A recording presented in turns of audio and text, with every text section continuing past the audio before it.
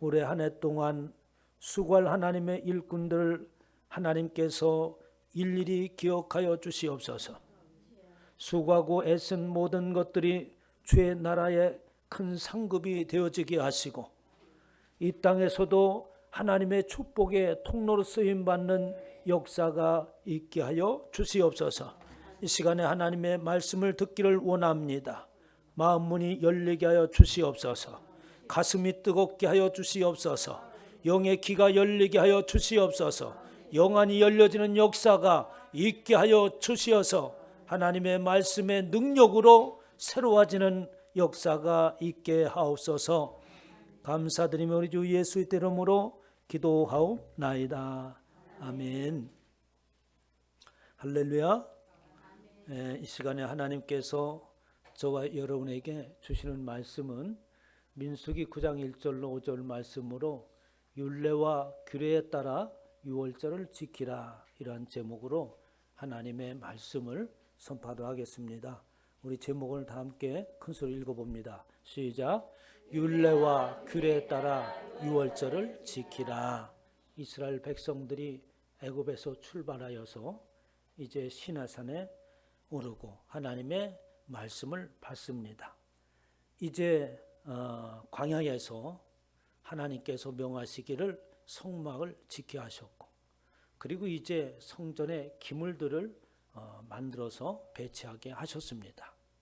그리고 나서 그 성전들의 기물들 가운데 위치를 정하실 때에 특별히 아론에게 명령한 것이 있죠. 등잔을 등단대 앞으로 비추게 할지니라 라고 하면서 특별하게 등잔대를 등잔대 정면을 비추게 하였다고 하는 겁니다. 그러면 그 정면에는 무엇이 있느냐? 바로 진설병을 놓는 떡상이 있었던 것이죠. 그 떡상은 바로 저와 여러분들이 잘 알다시피 예수 그리스도께서 이 땅에 오셨을 때에 유월절날에 떡을 떼면서 이 떡은 나의 몸이라고 말씀하여 주셨습니다. 그러니까 그 등잔대가 비추는 그 비추는 곳은 바로 예수 그리스도가 탄생하기 위하여서, 또 이스라엘 모든 백성들에게 하나님께 주신 메시아를 기다리는 마음이 그 가운데 있고, 그 어느 때가 되면 그 예수 그리스도께서 이 땅에 오셔서 하나님의 구원의 역사를 기대하게 하는 모습으로서 그 등잔빛을, 그 떡상을 비추게 하였던 것입니다. 이렇게 등잔빛을 비추고, 그리고 그 떡이 예수 그리스도의 오심을 상징하여서 마침내 인류 가운데에 하나님의 구원의 역사를 이루어 가시는데, 그 역사를 이루어 가시는 것은 사람의 능으로 되지 않는다고 말씀을 하십니다. 스가랴서 4장 6절에 보면 이는 힘으로 되지 아니하며 능력으로 되지 아니하고 오직 나의 영으로 되느니라 라고 이렇게 말씀하시면서 그 일을 이루는 것은 바로 하나님의 영이신 루아우, 하나님 성령께서 친히 이 땅에 오셔서 그 역사를 이루어 가신다고 말씀하고 있습니다. 인생의 구원을 과연 이 땅에는 그 어느 누가 이룰 수 있겠습니까? 창조하신 여호와 하나님, 그분만이 그 일을 이루실 수 있다고 하는 것이죠. 그 예수 그리스도가 이제는 우리 가운데 그 등잔빛의 조명을 받은 자로서 하나님의 생명의 빛을 가지고 이 땅에 오셨잖아요. 참빛 곧 세상에 와서 각 사람에게 비추는 빛이 있었으니 바로 예수 그리스도 아니겠습니까? 이방을 비추는 빛이요 주의 백성 이스라엘의 영광이니다 라고 하면서 예수 그리스도께서 이 땅에 오심을 어떻게 빛으로 이 땅에 오셨다고 말씀하셨고, 그 빛이 이방인과 모든 사람들에게 비치며 이스라엘 백성들에게 영광이라고 이렇게 말씀을 하십니다. 이러한 빛을 가지고 오셨는데 그 빛을 비추는 대상들이 누구냐? 바로 오늘 저와 여러분들이 하나님을 예배를 드리는 주의 백성들에게 그 빛이 비춰졌습니다. 그냥 그 빛을 비춰준 것이 아니라 그 생명의 빛을 마치 등잔불에 불을 옮겨 붙이는 것처럼 저와 여러분들이 모두가 다 그 빛을 발하게 하셨어요. 그래서 우리는 그 빛의 조명을 받은 자로서 그냥 있는 것이 아니라 세상을 향하여서 동일하게 생명의 빛을 비추라고 말씀하고 있는 거죠. 예수께서 말씀하여 이르시되 너는 세상의 빛이니 나를 따르는 자는 어둠에 다니지 아니하고 생명의 빛을 얻으리라 라고 말씀하시면서 세상에 상하여서 빛을 비추라고 말씀을 하셨습니다. 이렇게 예수 그리스도께서 빛으로 오실 것을 등잔불을 형상화하여서 말씀을 전해주시고 이제 9절에 넘어와서 하나님께서 특별하게 또 명령을 하십니다. 매장 첫 번째 시작하는 이야기는 그 내용 중에 아주 각별하고 가장 중요하다는 말씀이 되겠죠. 오늘 말씀 9장 1절에 보면 애굽 땅에서 나온 다음에 첫째 달 여호와께서 시내산 광야에서 모세에게 말씀하여 이르시되 라고 말씀하시면서 모세를 통하여서 이스라엘 백성들에게 선포하는 내용이 있는데 하나님께서 이스라엘 백성들을 이끄시고 그 광야에서 시내산에 도착했을 때는 어떻습니까? 하나님의 말씀을 선포하셨습니다. 그리고 그 말씀을 선포한 직후에 이제 모든 절기들을 하나님께서 정하시죠. 그 가운데 가장 중요하게 여기시는 것, 반드시 이 일을 하라고 말씀을 하십니다. 구약에서 했으니까 신약에서는 아니구나 이런 것이 아니라 하나님의 말씀은 변개치 아니하시는 것이죠. 구약에서 있었던 말씀이 신약에 와서는 그 일이 완전하게 성취되어지는 것이죠. 이렇게 이스라엘 자손에게 유월절을 그 정한 길에 지키게 하고 모든 율례와 그 모든 규례대로 지킬 것을 하나님께서 명하셨습니다. 그 하나님께서 이스라엘 백성들에게 유월절을 지키라고 할 때에 그 유월절을 지키게 된 내력이 어떻게 되겠습니까? 이스라엘 백성들이 애굽에서 나올 때에 애굽의 바로 왕이 이스라엘 백성을 놓아주지 않잖아요. 그래서 10가지 재앙을 퍼붓습니다. 그 재앙의 마지막 가운데가 바로 이 유월절이 있게 한 재앙이죠. 애굽에 있는 모든 사람과 가축 모든 생명이 있는 모든 것에 맞이는 다 죽게 만드는 그러한 엄청난 사건이 있었습니다. 그 뒤에 어떻게 애굽이 바로가 이스라엘 백성들을 놓아주죠. 그때에 그 이스라엘 백성을 놓아주는 그 상황을 출애굽기 12장 40절에는 이렇게 말씀하고 있습니다. 이스라엘 자손이 애굽에 거주한 지 430년이라.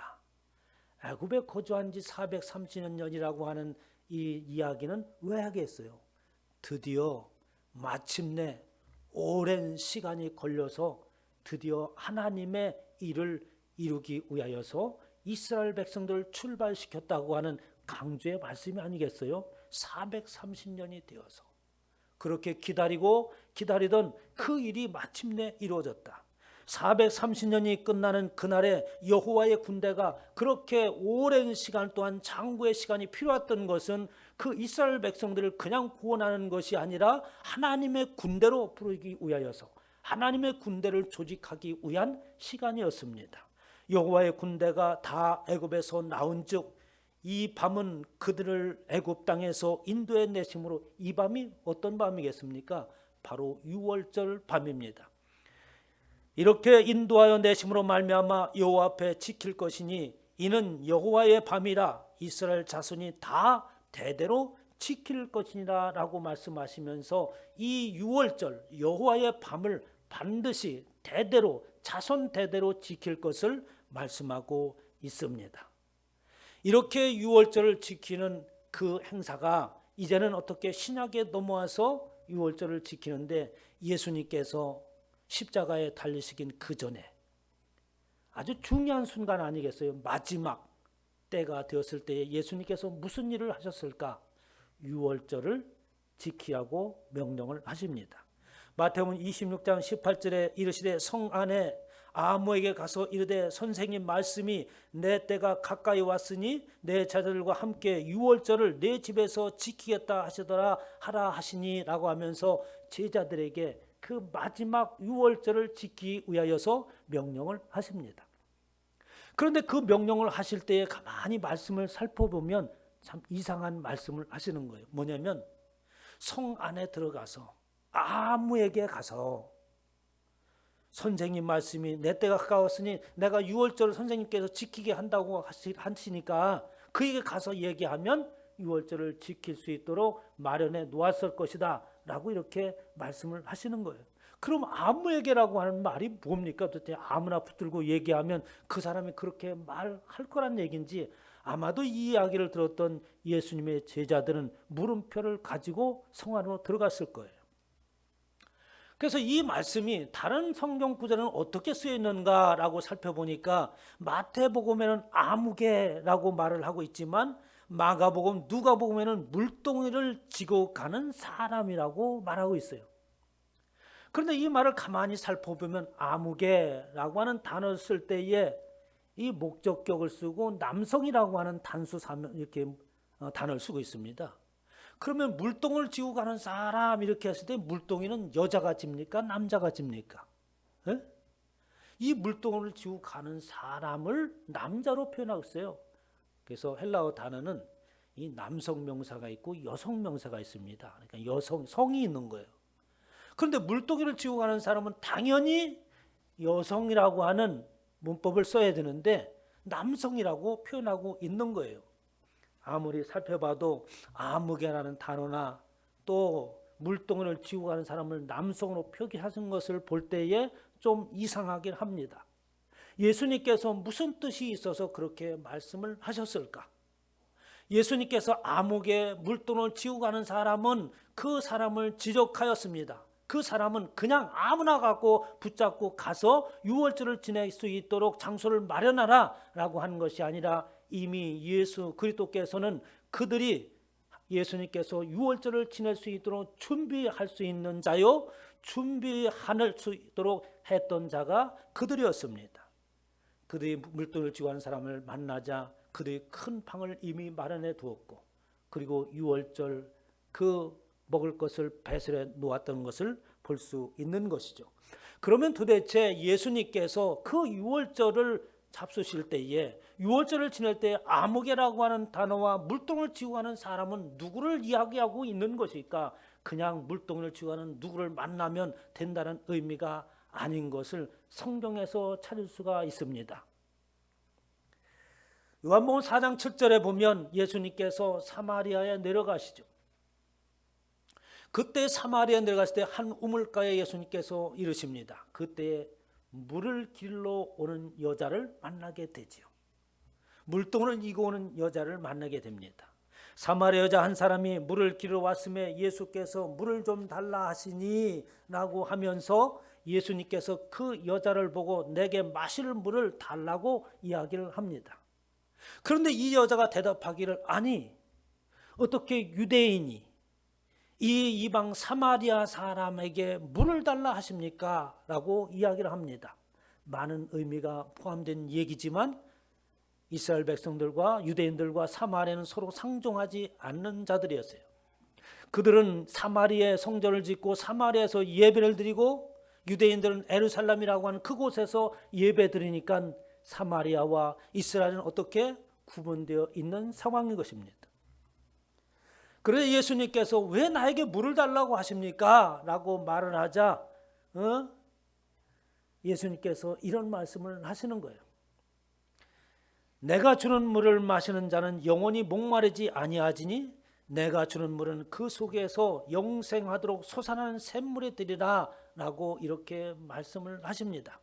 그러자 그 여인이 우리는 목이 말라서 물이 필요해서 이곳에 와서 물을 기르나 그 물은 계속해서 우리가 기르어야 되는데 이 영원토록 목마르지 않는 물이 있다면 그 물을 나에게 좀 주시오 라고 예수님께 말을 하죠. 여자가 이르되 주여 그런 물을 내게 주사 목마르지도 않고 또 여기 물을 기르러 오지도 않게 하옵소서라고 얘기를 합니다. 그런데 그 대목이 계속해서 이루어지는데 사실은 앞에 있는 대목과 뒤에 있는 말이 잘 연결되지 않는 이야기를 예수님과 사마리아인은 계속해서 하고 있습니다. 예수님께서 뭐라고 하냐면 내 남편을 데리고 오라 라고 얘기해요. 그러자 그 여인이 말을 합니다. 저에게 남편이 없습니다. 그래서 예수님께서는 내 말이 맞다. 내가 남편이 없다고 하는 말이 많다. 왜냐하면 너에게는 남편이 5이 있었으나 지금 있는 그 남편도 내 남편이 아니다 라고 이렇게 이야기하고 있는 것입니다. 그러면 이 이야기가 무슨 얘기겠습니까? 지금 남편을라고 살고 있는 이 사람이, 이 여인이 생각하기엔 어떤 남편입니까? 참다운 남편이 아닌 자와 살고 있다고 하는 거예요. 그러면서 이제 이 여인이 또 예수님 앞에 질문합니다. 우리는 이 사마리아에서 예배하는데 당신들은 예루살렘에서 꼭 예배해야 한다고 합디다. 과연 어느 곳에서 예배하는 것이 맞습니까? 라고 하면서 또 다른 이야기를 합니다. 예수님께서 아버지께 참되게 예배하는 자들은 영과 진리로 예배할 때가 오나니 곧 이때라. 아버지께서는 자기에게 이렇게 예배하는 자들 찾으시니라. 하나님은 영이시니 예배하는 자가 영과 진리로 예배할지니라 라고 하면서 그 사마리아 여인과 예수님의 대화가 끝났죠. 그럼 유월절을 잡수실 때에 물동을 지고 가는 그 사람에게 가서 유월절 만찬을 준비하게 하라라고 이렇게 말씀하신 것은 이 여인에게 말씀하였던 이야기와 같은 이야기를 하고 있는 것입니다. 예수 그리스도가 복음을 전하고 예수 그리스도를 만남으로 인하여서 인생의 목마른 가운데 있었던 그 자가 예수 그리스도의 생명수를 통하여서 해갈되어지고 인생의 갈급함을 해갈된 그 사람, 지금까지 많은 남편이라고 살고 있었으나 그 남편은 우리의 육적인 남편을 말하는 것이 아니라 영의 남편이요 참다운 우리와 혼인을 맺어줄 예수 그리스도 하나님이 나의 남편이들 그를 만나지 못했으나 예수 그리스도를 만나고 드디어 참다운 나의 남편을 만났다고 고백하는 그 사람. 지금까지는 우리의 예배가 형식적이고 어떤 제사를 드리고 그렇게 모습으로 보여지는 것으로서 하나님을 예배한다고 했으나 내 영이 하나님을 만난 자로서 삶을 살아가고 있는 그가 장수의 구애낌 없이 어디에서도 하나님을 예배하는 삶을 살고 있는 그를 만나서 유월절 예배를 드릴 수 있도록 마련한 그곳으로 가라고 예수님의 제자들에게 명하신 거예요. 지금까지 설명해 보니까 예수님께서는 이미 예수 때의 복음을 듣고 참다운 인생의 갈급함을 해결하고 참다운 영원한 남편을 맞이할 준비된 신부로서 살아가는 자요. 그리고 또한 어떻게 합니까? 참다운 진리의 예배를 드리고 있는 그 사람을 만나서 유월절을 준비하라고 하는 것이죠. 그렇다면 유월절은 아무나 드리는 것이 아님을 알 수 있지 않습니까? 우리가 참다운 예배자로서 세워지고 진정한 신부로서 단장해 나가는 삶을 살고 영원토록 솟아나는 생명주의 삶을 생명수를 날마다 말씀을 통해서 공급받고 있는 자가 어떻게 유월절을 지킬 수 있다고 하는 겁니다. 그뿐만 아니라 유월절을 지키기 위해서는 반드시 해야 될 것이 있는데 할례라고 하는 것을 한 자만이 유월절을 지킬 수 있는 거예요. 출애굽기 12장 48절에는 너와 함께 고려하는 타국인이 여호와의 유월절을 지키고자 하거든 그 모든 남자는 할례를 받은 후에 할 것이고 본토인과 같이 모든 사람이 할례를 받아야 되며 할례를 받지 못한 자는 먹지 못할 것이다 라고 이렇게 말씀하고 있습니다. 할례를 받지 아니하면 유월절에 참여할 수가 없습니다. 저와 여러분들 유월절 절기를 지켜야 되는데 우리 또한 할례를 받아야 되는데 오늘날 저와 여러분들에게 주시는 할례라고 하는 것이 무엇이겠습니까? 신명기 30장 6절에 보면 내 하나님 여호와께서 내 마음과 내 자손의 마음에 할례를 베푸사 예수 그리스도께서 오신 것은 저와 여러분과 그리고 우리의 모든 후손들 믿음의 후손들에게 할례를 베풀게 하기 위해서 오신다고 말씀하고 있는 거예요. 예수님께서 십자가에 달려서 돌아가실 때에 그 휘장이 둘로 갈라진 것처럼 그 예수의 때의 말씀은 저와 여러분의 마음을 찢는 것이 바로 예수 그리스도께서 이 땅에 오신 목적인 것이죠. 우리의 완악한 마음을 찢어버리는 것입니다. 우리의 편견을 가지고 있던 그 모든 것들을 깨트려 버릴 때에 우리는 어떻게 마음의 할례를 받았다고 얘기하며 겉에 어떤 피부를 벗겨냄으로 인하여서 할례를 받는 것이 아니라 저의 마음을 깨트리고 마음을 찢는 것으로서 할례를 받는 것인 줄 믿으시기 바랍니다. 예수님께서는 그렇게 너와 너희 후손들에게 할례를 베풀기 위해서 이 땅에 오셨다고 말씀하고 있는 겁니다. 이제 그 유월절, 그러면 우리는 그 유월절을 어떻게 지키는가라고 하는, 우리가 신약에 들어와서 유월절 절기를 크리스마스나 또는 추수감사절이나 부활절과 같이 이렇게 절기를 지키지 않잖아요. 어쩌면 유월절이라고 하는 절기를 만들어서 지키는 것이 더 성경적이지 않나, 이런 생각이 듭니다. 그런데 오늘날 그 유월절을 지키지 않는 것이 잘못됐다 이런 것이 아니라, 그 유월절의 개념을 보면 그 유월절은 어느 날을 정하여서 유월절 절기를 지키는 것이 아니라 예수 그리스도를 만나고 그 안에 사는 모든 사람이라면 날마다 그 삶이 유월절의 삶인 줄 믿으시기 바랍니다. 그래서 우리의 삶은 날마다 유월절이 되는 거예요. 히브리서 11장 28절에 보면 믿음으로 유월절과 피 뿌리는 예를 정하였으니 라고 하면서 모세를 통하여서 하나님께서 오늘 본문의 말씀처럼 유월절을 지키라고 명령하셨던 것처럼 믿음으로 유월절과 피 뿌리는 예를 정하셨다고 말씀하셨습니다. 이는 왜 그 유월절에 피 뿌리는 예를 정했느냐 하니까, 이는 장자를 멸하는 자로, 애굽에 있었던 그 애굽의 모든 장자를 멸하고, 그리고 그 생기가 있는 생명이 있는 모든 짐승들의 그 첫 번째 난 것을 다 멸하는, 멸망시키시는 그 여호와 하나님으로서 저와 여러분들을 건드리지 않게 하려 함이라 라고 말씀하고 있는 거예요. 그러니까 유월절이라고 하는 것은 뭐냐면, 사망의 권세요, 어둠의 권세요, 멸망을 자청하는 그 권세들이 우리에게 어떻게 건드리지 못하게 하기 위하여서 유월절 피 뿌려진 예를 정하셨다고 말씀하고 있는 것입니다. 출애굽기 12장 14절에 너희는 이 날을 기념하여 여호와의 절기를 삼아 영원한 규례대로 지킬지어다. 대대로 지킬지어다.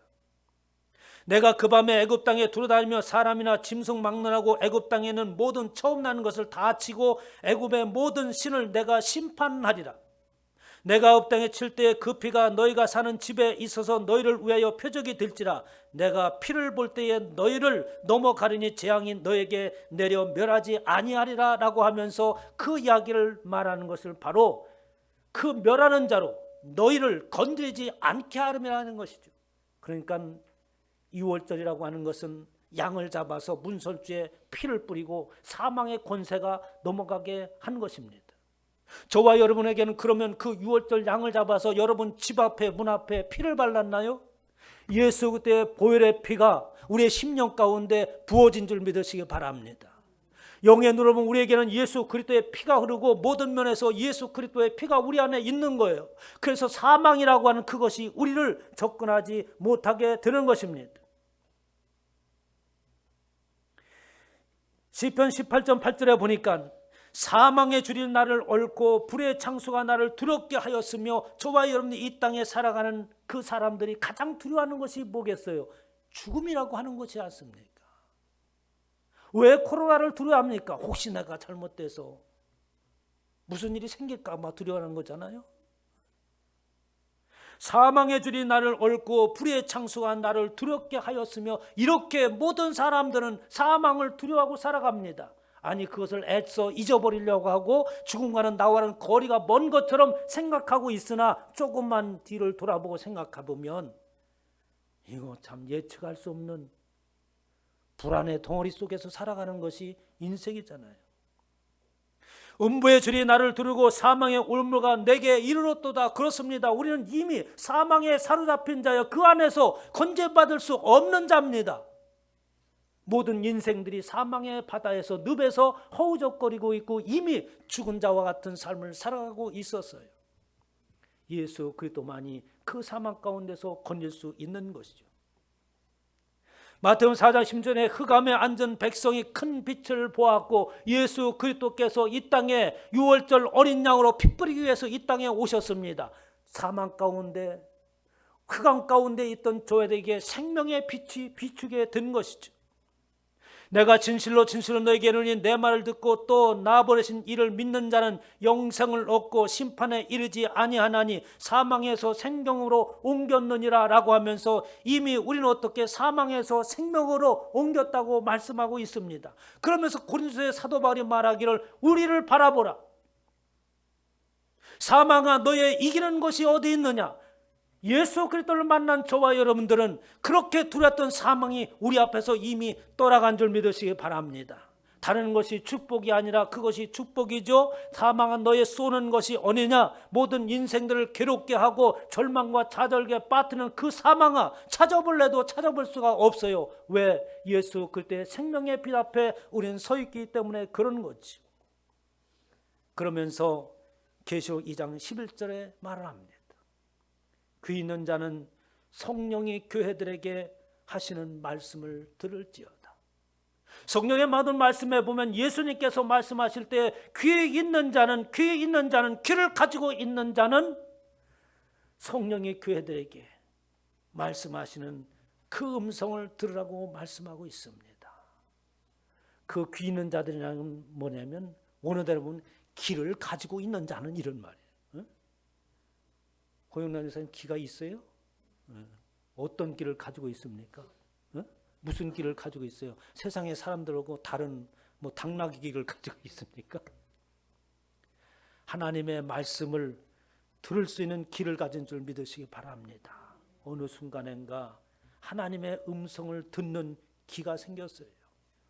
이렇게 하나님의 음성을 귀를 가진 자는 그 말씀에 귀를 기울이고 그리고 이제 그 사망의 권선에서 벗어난 것을 깨달을지라고 말씀하고 있습니다. 이기는 자는 둘째 사망의 해를 받지 아니하리라고 하면서 이제 우리는 이미 사망 가운데 있었던 자요, 이미 우리는 그 가운데서 건졌으니 죽은 사람이 뭘 또 죽나요? 우리는 죽지 않습니다. 예수 그리스도와 함께 우리는 십자가에 달려서 죽었기 때문에 더 이상 우리는 죽을 일이 없는 거예요. 우리 육신이 죽지 않는다는 말이 아니지 않습니까? 이미 저와 여러분들은 우리의 영은 하나님의 나라의 백성이요 영원한 생명이 우리 가운데 들어와서 나를 믿는 자는, 지금도 나를 믿는 자는 죽지 않고 영원히 살리라고 하는 주 예수 그리스도의 말씀이 그대로 성취된 줄 믿으시기 바랍니다. 그렇게 사는 자예요. 이제 모든 눈물을 그 눈에서 씻기심에 다시 사망이 없고 애통하는 것이나 곡하는 것이나 아픈 것이 다시 있지 아니하니 처음 것들은 다 지나갔습니다. 6월절이라고 하는 것이 뭐냐면 지나간 겁니다. 6월절이라고 하는 것이 뭐냐면 장소를 새롭게 옮긴 거예요. 6월절이라고 하는 것이 무엇입니까? 넘어간 겁니다. 사망의 권세가 우리를 피하여서 넘어간 거예요. 새 생명으로 옮겼다고 하는 것은 우리의 자리가 옮겨졌다고 하는 것입니다. 이 땅에 있는 백성이라면, 이 땅에 사는 사람이라면, 이 자리에 있다면 우리는 사망의 권세 아래 있는 거죠. 그러나 예수 그리스도께서 이 땅에 오실 때에 하나님의 나라를 선포하셨습니다. 하나님의 나라를 선포하실 때에 우리를 향하여서 너는 내 백성이라고 하는 하나님의 말씀이 성취되어서 우리는 하나님의 나라로 자리를 옮겼다는 말씀이에요. 6월절이 그겁니다. 넘어가고 우리의 있는 자리가 옮겨지고 그리고 우리 앞에 놓였던 사망의 권세요 어둠의 흑암들이 다 어떻게 지나갔다는 것이 바로 6월절입니다. 그러니까 6월절은 어느 날을 정하여서 신약에 와서 정할 수가 없는 거예요. 모든 사람들에게 날마다 믿음 안에 있고 그 안에 산다면 나는 날마다 6월절 그 안에 있는 것입니다. 저와 여러분의 삶이 하나님의 나라로 옮겨진 자요. 그리고 그 모든 우리 앞에 가로막혔던 것들이 다 지나가고 사망 권세가 넘어가는 은혜의 축복 속에 거하시기를 주님의 이름으로 축원합니다.